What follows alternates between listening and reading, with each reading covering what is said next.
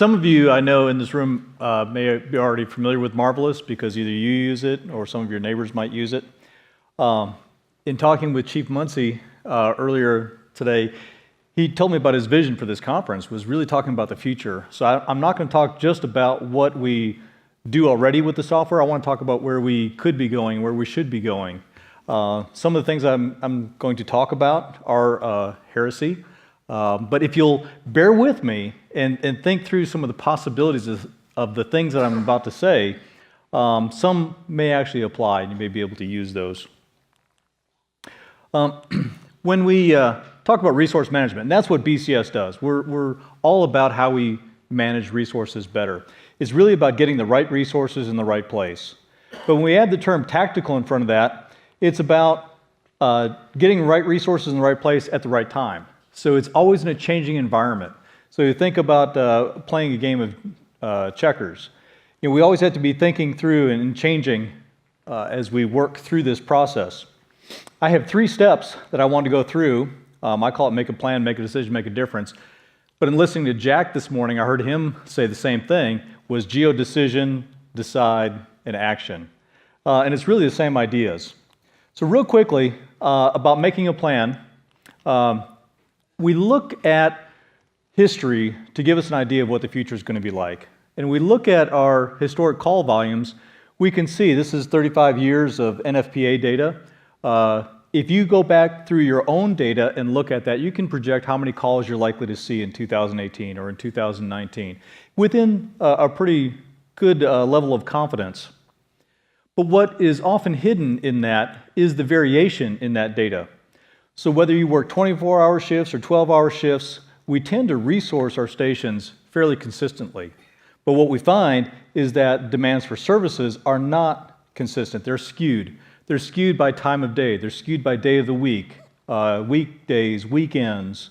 And there are times when the demand outstrips our resources, but there are other times when we have resources available. So what tactical resource management is really about trying to match all of that demand and address it as quickly as possible or efficiently as possible. Again, historically, we look back at historic call data to be able to project forward. Jack Stout was doing this in EMS, and a lot of our experience is in the EMS market, but we have actually a fairly large concentration of our fire customers are actually here in California. But when we look at historic data to try to use that to look forward, that works well when we have the call volume to be able to do that. But in areas where we don't have that call volume, that becomes a little tougher. Real quick, this is a study I was involved in a county in Maryland, and they were looking at specifically possibly putting in a new station as opposed to renovating an existing station. So I ran through all of the statistics about call volumes and response times and all that, and everything came up saying that new station made no sense at all. And I didn't understand why they were even asking about that. And I said, why are you doing this? And they said, oh, because we're expecting a lot of growth in that area. History isn't that great of a planning tool then if we're looking at those sorts of significant changes.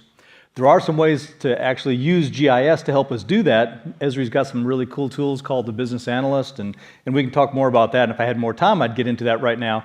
But being able to project into the future reliably, and not just guessing or looking at alternative futures. When we look at history to help us forecast demand, this is actually our output from the demand monitor. And what you're seeing right now is the hotspot in Charlotte, North Carolina. It's Mecklenburg County. About midnight on a Friday night. And what you're going to see as the frames click through is 2-hour increments from Friday night to Saturday night. And what you see there is some wild variation in that demand. So while demand levels may be projectable, they are skewed both in time as well as skewed in geography. And so what we're really looking at is how do we match up those differences in time and differences in geography to the resources that we have available. When I talk with fire services, one of the things I talk about a lot is risk. And this is getting beyond just forecasting demand, but where do we need to be? So when I ask about risk, standards of cover studies tell us that flood zones are high-risk areas, right? Well, they're high-risk areas as long as it's raining, but if we're in the middle of a drought, it's not really a high-risk area. There are a whole bunch of sensors out there. Jack was talking about IoT, the Internet of Things. One of those things out there are stream gauges that USGS monitors. So as we look at stream gauges, and as stream gauges increase, that can tell us that downstream, these flood zones are going to become higher risk areas conditionally. Same thing about schools. Our schools are traditionally high-risk areas. Standards of cover tell us that. But at 2 a.m. on a Sunday morning or in the summer, they're not high-risk areas at that time. So risk is not only conditional, but temporal. So if we can model risk, much like we model demand, we can make better decisions about where to put resources. One of the biggest changes to risk is population. What you're seeing here is some cells growing in color, or changing in color in Washington, D.C. as we go through an early morning hours to the mid-afternoon hours. And you see that the cells are getting darker and darker. This is not exactly real time, but this is showing us what we can model as far as people movement.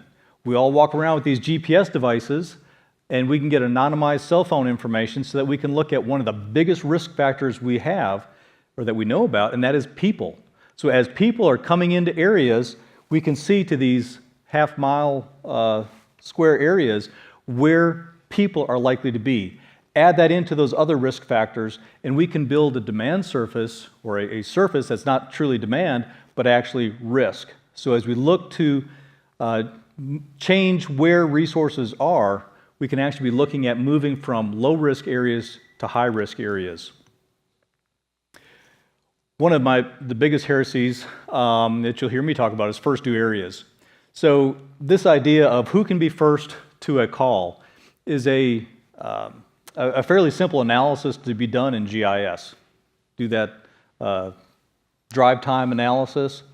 But what we find in reality is that most of us don't live in places that these drive times really make sense all times of the day, all days of the week. This sort of analysis worked great 35 years ago when traffic patterns weren't quite what they are today. This is a very simplified map, but let's say we have a couple of stations, we have a business district up to the northwest. What we're going to find is that even running red lights and sirens, we're going to run into resistance moving with traffic. We're going to move slower than we will be moving totally against traffic. So the first due area is actually shaped a little bit differently in the morning. In the afternoon, we find the exact opposite is true. So now as traffic is moving the other direction, we can move very quickly against traffic, and so those areas that we couldn't reach in the morning can now be reached much easier in the afternoon. Let's take that a step further. Let's say we're out of quarters answering a call. When we finish that call, and a second call comes in. So we're up in the northwest corner. The next call comes in just on the other side of the station.